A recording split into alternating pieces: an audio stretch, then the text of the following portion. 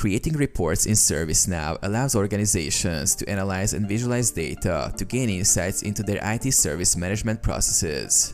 Here's how to create ServiceNow reports. Access Reporting module. Log into the ServiceNow platform and navigate to the Reporting module, typically found in the main navigation menu or dashboard.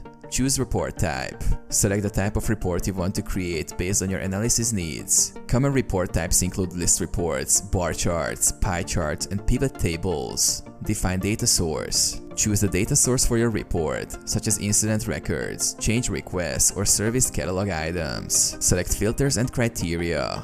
Define filters and criteria to narrow down the data included in your report. This helps focus the report on specific areas of interest or time frames. Configure display options. Customize the display options for your report, including sorting, grouping, and summarizing data as needed. Design report layout. Design the layout of your report by selecting fields to include, arranging columns, and formatting the appearance of the report.